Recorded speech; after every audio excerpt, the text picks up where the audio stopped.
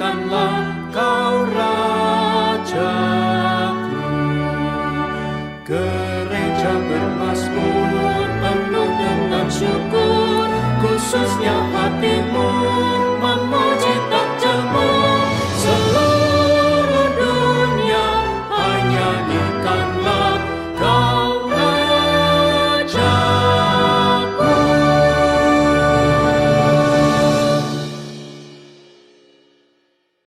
Bapak Ibu Saudara yang terkasih dalam Tuhan Yesus Kristus, hari ini kita bersama akan merenungkan firman Tuhan. Tetapi sebelum kita merenungkan firman Tuhan, mari kita menyatukan hati di dalam doa. Ya Bapa yang Maha Baik, kami ucap syukur untuk hari ini. Kami bersuka cita atas penyertaan-Mu dalam kehidupan kami. Kami mohon pertolongan-Mu Tuhan, kiranya Engkau memberikan hikmat kebijaksanaan bagi kami, untuk kami bisa mendengarkan firman-Mu dengan hati-hati, dan untuk kami bisa merenungkannya lebih dalam lagi, dan untuk kami bisa melakukannya, menyatakan firman yang kami dengarkan itu di dalam tindakan kehidupan kami sehari-hari. Kami percayakan seluruh kehidupan kami ke dalam tangan-Mu, dalam nama Putra-Mu terkasih, Tuhan kami Yesus Kristus, kami mohon pertolongan dan penyertaan. Amin. Bapak Ibu Saudara yang terkasih dalam Tuhan Yesus Kristus, hari ini kita bersama akan merenungkan dari kitab Nehemia. Kitab Nehemia pasalnya yang kelima, ayatnya yang pertama, sampai dengan ayatnya yang ke-13. Nehemia pasal 5 ayat 1 sampai 13. Terdengar keluhan keras dari rakyat dan para istri terhadap sesama orang Yahudi. Ada yang berkata, kami serta anak laki-laki dan anak perempuan kami banyak. Kami harus mendapat gandum supaya kami bisa makan dan hidup. Ada pula yang berkata, ladang, kebun anggur, dan rumah kami gadaikan untuk mendapatkan gandum pada masa kelaparan. Juga ada yang mengatakan kami harus meminjam uang untuk membayar pajak yang dikenakan raja atas ladang dan kebun anggur kami. Sekarang walaupun kami ini sedarah sedaging dengan saudara-saudara sebangsa dan anak-anak kami sederajat dengan anak-anak mereka, namun kami terpaksa membiarkan anak-anak lelaki dan anak-anak perempuan kami menjadi budak. Bahkan beberapa anak perempuan kami harus kami biarkan dimiliki orang. Kami tidak dapat berbuat apa-apa, karena ladang dan kebun anggur kami sudah di tangan orang lain. Mendengar keluhan mereka dan berita-berita itu, aku menjadi sangat marah. Setelah mempertimbangkannya baik-baik, aku menggugat para pemuka dan para penguasa. Kataku kepada mereka, kamu masing-masing telah makan riba dari saudara-saudaramu. Lalu kuadakan sidang jemaah yang besar terhadap mereka. Kataku kepada mereka, kami selalu berusaha sedapat-dapatnya untuk menebus sesama orang Yahudi yang dijual kepada bangsa-bangsa lain. Tetapi kamu justru menjual saudara-saudaramu supaya mereka dijual lagi pada kamu. Mereka berdiam diri karena tidak dapat membantah.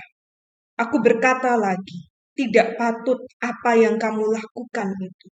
Bukankah kamu harus hidup dalam takut akan Allah kita, supaya terhindar dari cercaan bangsa-bangsa lain, musuh-musuh kita? Juga aku, saudara-saudaraku, dan anak buahku telah meminjamkan uang dan gandum kepada mereka. Biarlah kita hapuskan hutang mereka itu. Kembalikanlah hari ini juga kepada mereka ladang, kebun anggur, kebun zaitun, dan rumah mereka. Juga hapuslah hutang mereka, yakni uang serta gandum, anggur, dan minyak yang kamu pinjamkan kepada mereka. Jawab mereka, kami akan mengembalikannya dan tidak akan menuntut apa-apa dari mereka. Kami akan lakukan seperti yang engkau perintahkan. Lalu aku memanggil para imam dan menyuruh orang-orang itu bersumpah untuk menepati janji mereka. Aku juga mengebaskan lipatan bajuku sambil berkata, begitulah setiap orang yang tidak menepati janji ini akan dikebas Allah dari rumahnya dan hasil jerih payahnya. Demikianlah ia dikebas dan menjadi melarat. Seluruh jemaat berkata, amin. Lalu memuji-muji Tuhan dan rakyat pun menepati janjinya itu. Demikianlah firman Tuhan, berbahagialah kita sekalian yang mendengarkan dan merenungkannya di dalam kehidupan kita sehari-hari. Bapak Ibu Saudara yang terkasih dalam Tuhan Yesus Kristus, siapa yang tidak tahu Nehemia? Saya yakin di antara kita tahu siapa Nehemia. Salah satu nabi besar yang diakui oleh bangsa Israel. Seorang nabi yang juga dipercaya oleh Raja Artasastra yang merupakan raja dari Persia. Mungkin ada yang bertanya, apa hubungan antara kerajaan Persia dengan bangsa Yehuda? Hubungan di antara keduanya adalah hubungan antara penjajah dan yang dijajah. Persia sebagai penjajah Yehuda. Jadi kalau sekarang istilah penjajah yang kita kenal adalah kolonial. Sejak penjajahan itu terjadi, banyak warga Yehuda yang dibawa ke Persia dan salah satunya adalah Nehemia. Kata banyak berarti masih ada yang tinggal di wilayah Yehuda dengan ibu kota Yerusalem. Tentunya banyak ada warga Yehuda yang tidak diangkut ke Persia. Mereka yang tidak diangkut inilah yang dikenal sebagai kawanan yang tersisa di Yerusalem. Sejak penjajahan dan selama penjajahan yang dilakukan oleh Persia, tembok Yerusalem menjadi wilayah pusat tempat beragamanya bangsa Yahudi hancur berserak. Dan tidak hanya tembok Yerusalem yang hancur berserak. Kehidupan beberapa warga yang tersisa di Yerusalem pun juga hancur berserak. Meskipun ada imam yang menjadi bagian dari warga yang tersisa di Yerusalem ini, akan tetapi posisi para imam ini telah ada di bawah kekuasaan penguasa-penguasa kecil di sekitar Yehuda, seperti Sanbalot orang Horan yang merupakan pejabat tinggi di bawah Kaisar Persia, Tobia orang Amon yang merupakan bupati Amon, dan sahabat Sanbalot, di mana Tobia ini mempengaruhi para imam yang kebetulan masih berkerabat dengan dirinya, sehingga ia menarik para imam untuk mengambil bagian menguasai wilayah Yerusalem yang telah ditinggalkan termasuk orang-orang, dan yang terakhir dan adalah Gayem, orang Arab yang menjadi sekutu penguasa kecil Sanbalot dan Tobia di wilayah Yerusalem. Sehingga bisa dibayangkan Bapak Ibu dan Saudara bagaimana suramnya kehidupan bangsa Yehuda, terutama mereka yang masih tinggal di wilayah Yerusalem. Kesuraman kehidupan bangsa Yehuda yang berada di Yerusalem ini membuat Nehemia tergerak hatinya untuk kembali ke Yerusalem dan membangun kembali tidak hanya tembok Yerusalem yang telah terserak, tetapi juga yang paling utama adalah kehidupan bangsa Israel yang menyedihkan. Itu kenapa di pasal yang kedua, Nehemia meminta izin kepada Raja Artasastra untuk kembali ke Yerusalem, dan kemudian Raja mengutusnya untuk ke Yerusalem. Memang unik posisi Nehemia kalau kita cermati secara politik. Betapa Nehemia mempunyai kemampuan untuk mempengaruhi cara pandang dan kebijakan Raja Artasastra. Terlepas dari pengaruh politik yang dimiliki oleh Nehemia, Nehemia mempunyai kepekaan sosial yang sangat tinggi terhadap warga Yehuda yang tersisa di Yerusalem. Dari doanya di pasal yang pertama saja, kita bisa menyadari dari ucapannya bahwa orang-orang yang tersisa di daerah sana, yang terhindar dari penawaan, mereka ada dalam kesukaran besar dan dalam keadaan tercela. Dikatakan bahwa ketika Nehemia mendengar hal itu, Nehemia kemudian duduk menangis dan berkabung selama beberapa hari. Ia berpuasa dan berdoa kehadiran Allah semesta langit. Dan realita kondisi bangsa Yehuda yang tidak tertawan seperti yang kita baca di pasal 5 bacaan kita pagi ini, di mana mereka tidak bisa melanjutkan hidup, apalagi makan, padahal anak-anak mereka jumlahnya semakin banyak. Hal ini terjadi karena mereka telah menggadaikan ladang, kebun anggur, dan rumah mereka untuk mendapatkan gandum sebagai konsumsi harian mereka. Dan ditambah mereka harus meminjam uang untuk membayar pajak yang dikenakan oleh raja atas ladang dan kebun anggur mereka. Bahkan yang paling menyedihkan, anak-anak mereka dijadikan budak dan yang perempuan harus mereka biarkan dimiliki oleh penguasa-penguasa kecil yang kita bicarakan di atas. Nah, bagaimana dengan para imam? Mengapa mereka tidak bersuara? Kita tahu bahwa para imam sudah dikuasai dan dibungkam oleh Sanbalot, Tobia, dan Gayem. Dan bagaimana sikap Nehemia? Di pasal yang kelima ayat yang ke-6, Nehemia sangat marah. Tetapi Nehemia tetap menjaga kewarasannya. Dengan pertimbangan-pertimbangan yang tentu, membuat Nehemia kemudian menggugat para pemuka agama atau imam dan para penguasa. Ia mengadakan sidang jemaah besar terhadap mereka. Nehemia mengatakan bahwa ia berusaha menebus sesama orang Yahudi, tetapi para imam dan penguasa ini justru menjual mereka supaya dijual kembali ke Nehemia untuk ditebus. Itu kan jahat sekali, Bapak, Ibu, dan Saudara. Nehemia juga berseru kepada para imam dan penguasa ini bahwa seharusnya mereka itu takut kepada Tuhan. Ia juga menegaskan ada penghapusan hutang warga Yehuda yang tersisa ini dan mengembalikan kembali ladang, kebun anggur, kebun zaitun, dan rumah mereka. Nehemia membuat para imam dan para penguasa bersumpah menepati janji mengembalikan hutang dan barang milik warga Yehuda yang tersisa di Yerusalem. Bahkan Nehemia mengutuk jika ada di antara para imam dan penguasa ini tidak menempati janjinya, maka Allah akan mengebaskan mereka dengan segala rumah dan jeripayah mereka tidak tersisa dalam kehidupan mereka. Melalui kisah Nehemia ini, Bapak, Ibu, dan Saudara, kita semua disadarkan bahwa doa yang dihayati oleh Nehemia berangkat dari kepekaan sosialnya terhadap suramnya kehidupan warga Yehuda yang tinggal di wilayah Yerusalem.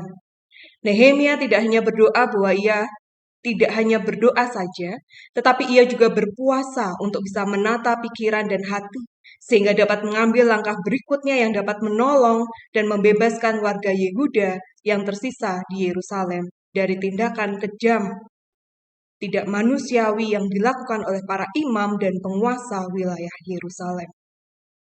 Karenanya doa dan tindakan nyata merupakan dua hal yang semestinya dilakukan oleh setiap orang beriman kepada Allah dalam menyikapi kekejaman ketidakadilan sosial terhadap manusia. Begitu juga dengan kondisi sosial bangsa saat ini. Doa saja tidak cukup. Seperti Nehemia, gereja, khususnya GKJ Ebenezer, harus memperhatikan dan menyuarakan persoalan kekejaman ketidakadilan sosial yang terjadi dalam kehidupan kita sebagai bagian dari bangsa Indonesia. Hal ini sebagai bentuk nasionalisme kita terhadap bangsa Indonesia. Mari kita berkaca dari doa dan tindakan yang dilakukan oleh Nabi Nehemia. Tuhan memanggil dan memampukan kita semua. Amin.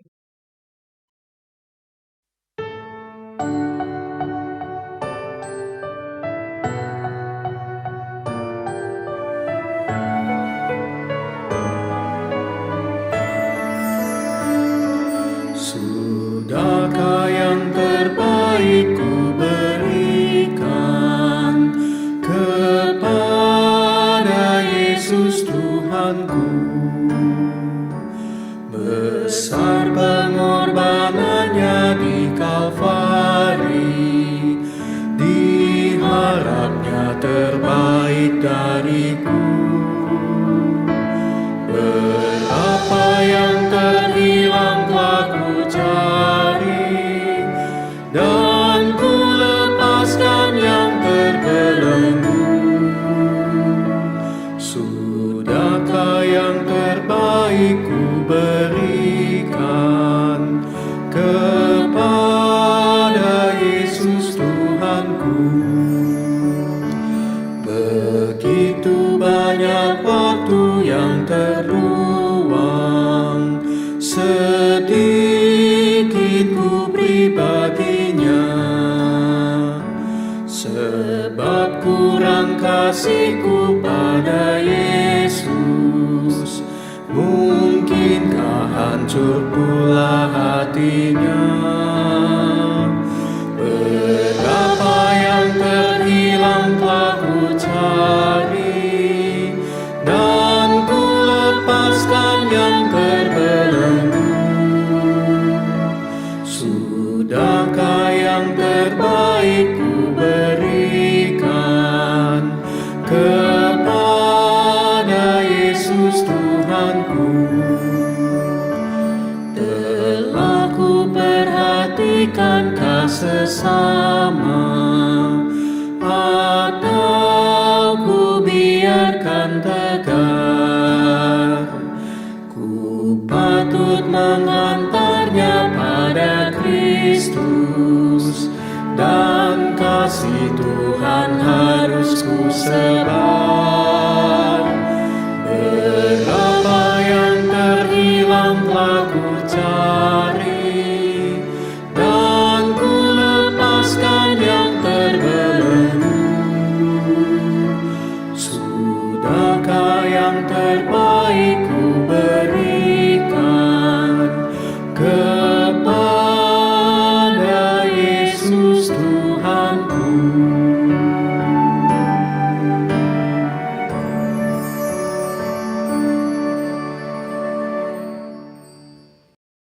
Bapak, Ibu, saudara-saudara, mari kita satukan hati dan pikiran kita untuk menghadap kehadirat Tuhan dengan doa syafaat.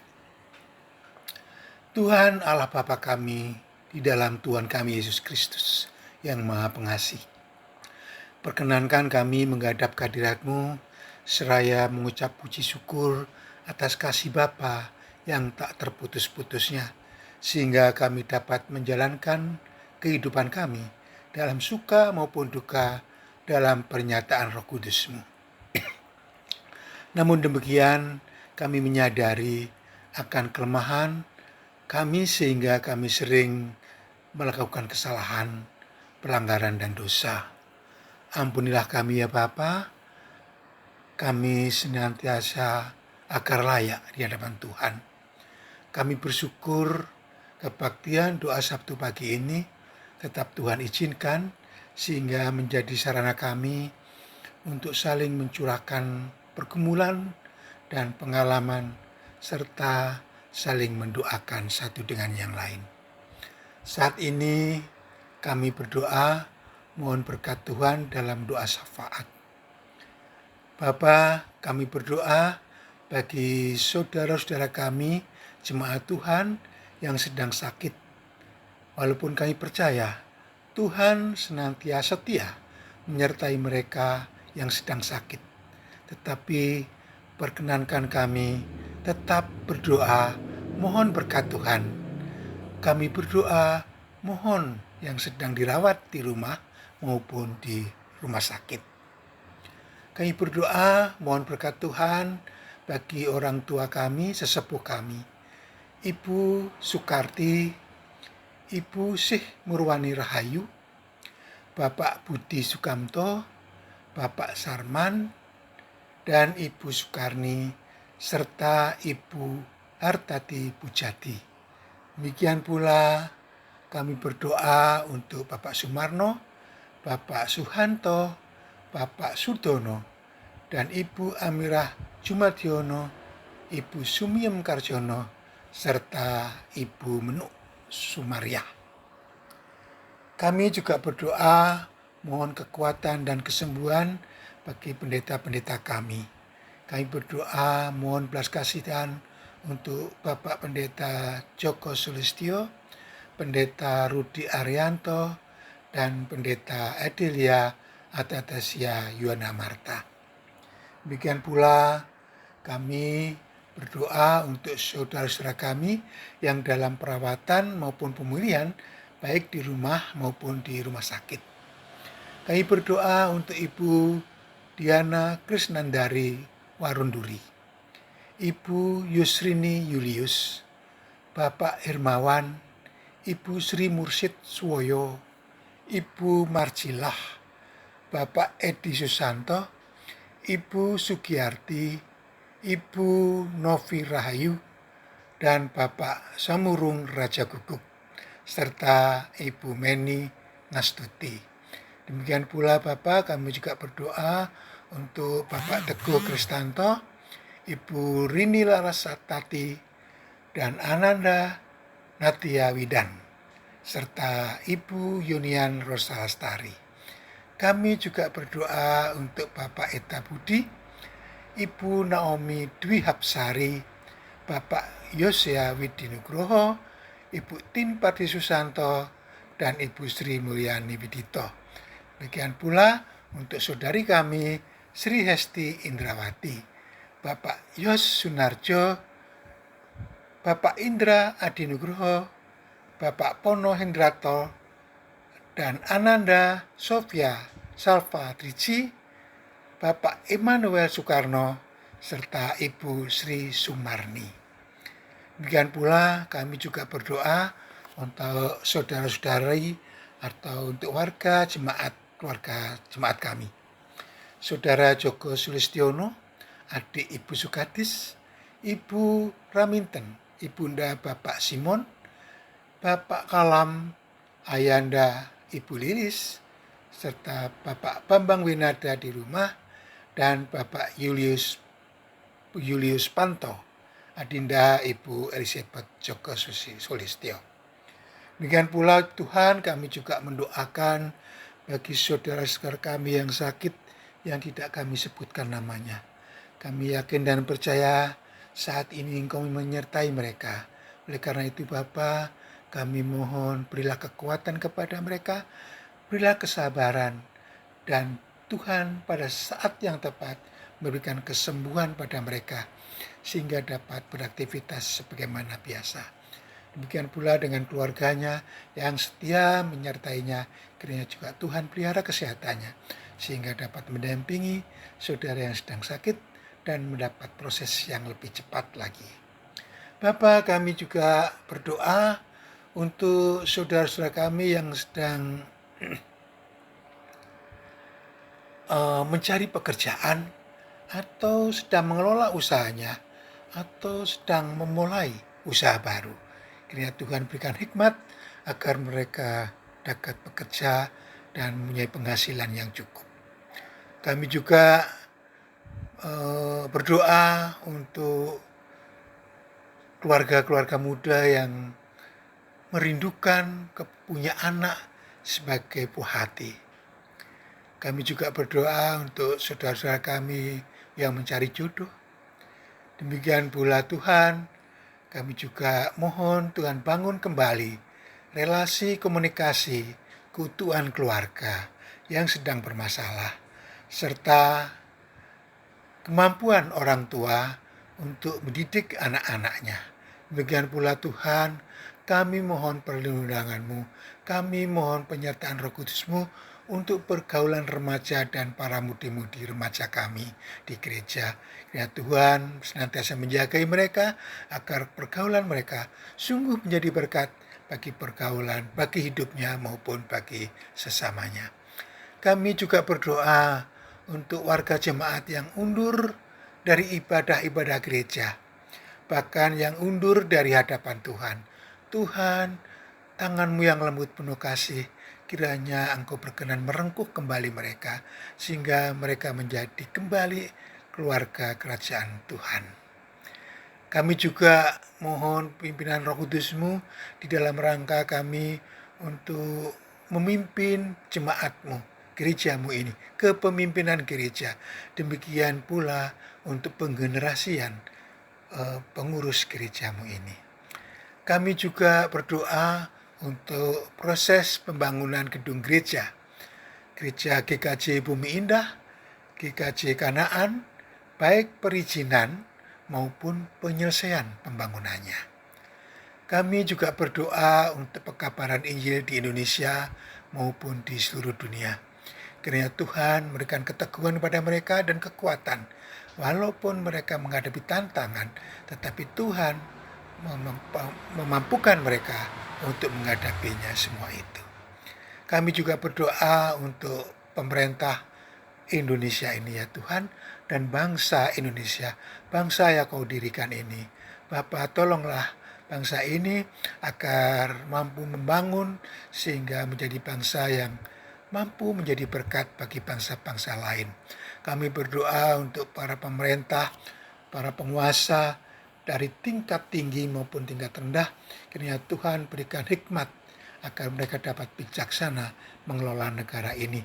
Dan bagi mereka yang punya niat buruk, tidak memikirkan kemajuan bangsa dan negaranya, kiranya Tuhan mereka insafkan sehingga mereka kembali menjadi pejabat-pejabat negara yang menjalankan amanah kedamaian dari Tuhan.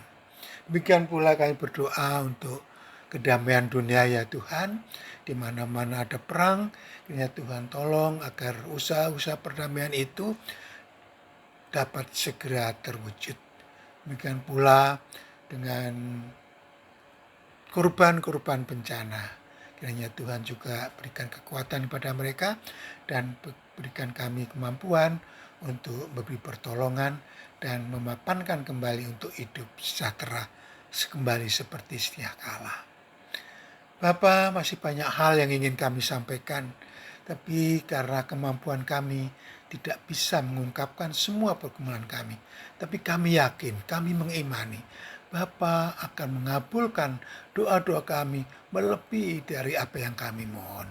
Sebab itu ya Bapa, kami memanjatkan doa kami ini kepadamu hanya di dalam Putramu yang tunggal, Juru Selamat kami yang hidup, Tuhan kami Yesus Kristus, yang mengajarkan kami berdoa. Bapa kami yang di surga, dikuduskanlah namamu, datanglah kerajaanmu, jadilah kehendak-Mu di bumi seperti di surga. Berilah kami pada hari ini makanan kami yang secukupnya, dan ampunilah kesalahan kami, seperti kami mengampuni orang yang bersalah kepada kami. Dan janganlah bawa kami ke dalam pencobaan, tetapi lepaskanlah kami dari segala yang jahat. Karena Engkau-lah yang punya kerajaan dan kuasa dan kemuliaan sampai selama-lamanya. Amin.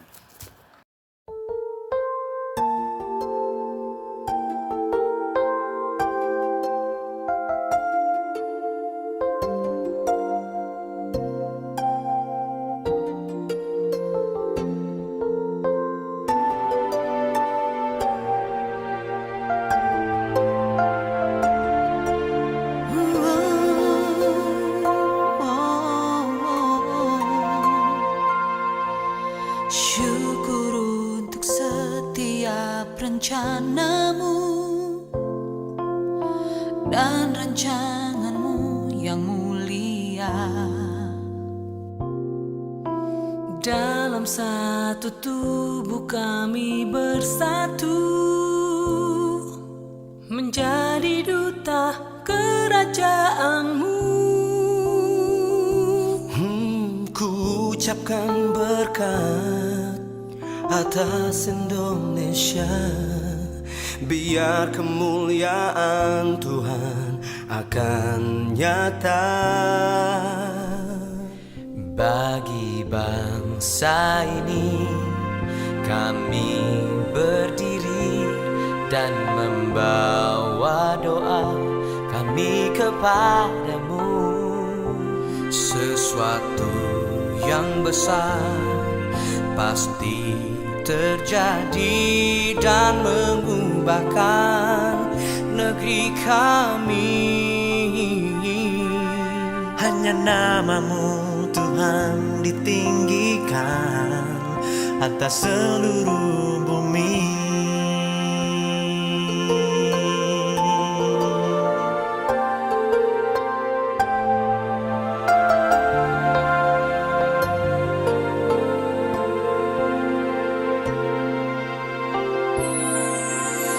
Kami rindu melihat Indonesia